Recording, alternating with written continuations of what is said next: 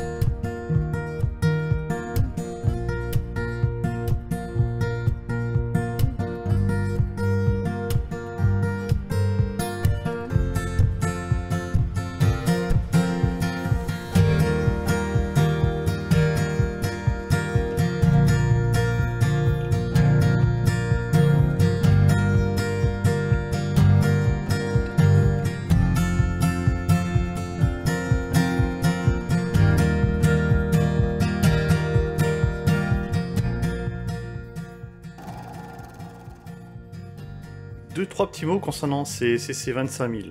Elles ont fait partie d'une petite série qui n'a compté que 9 unités et commandées donc en 1953 pour les 4 premières, 3 suivantes en 1954 et 2 dernières en 1955.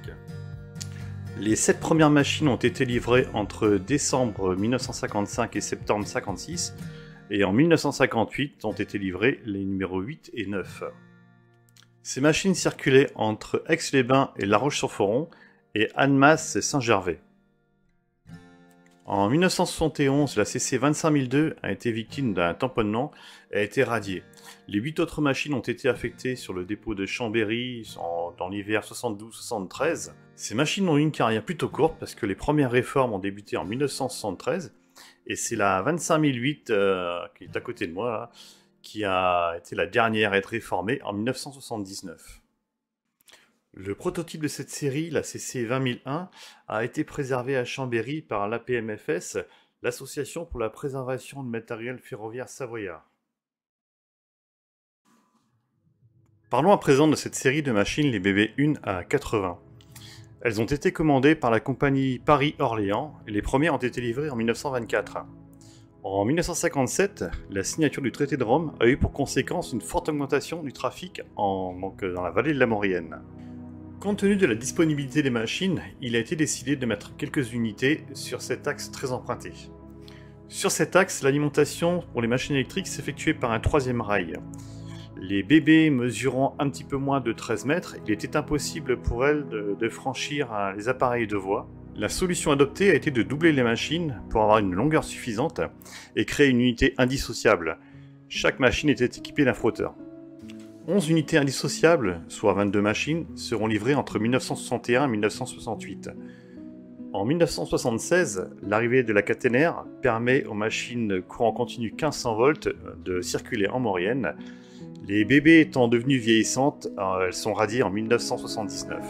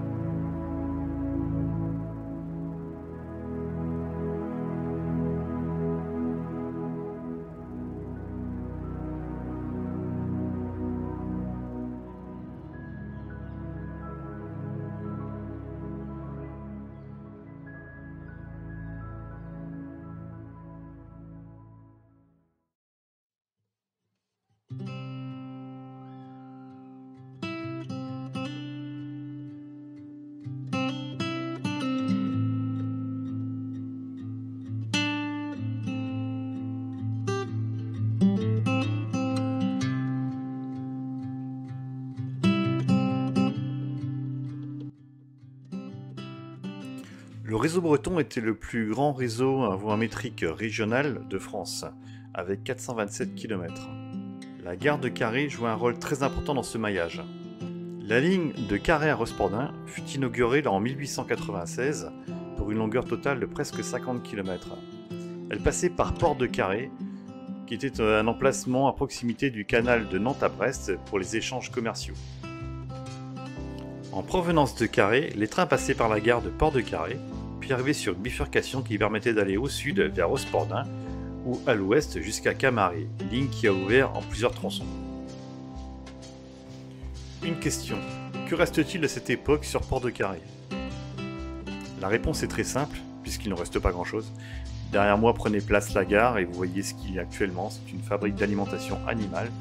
Et si je traverse la rue, ce que je peux voir c'est la bifurcation que l'on a. Donc à gauche on partait sur Rospordin et à droite sur Châteaulin jusqu'à Camaret.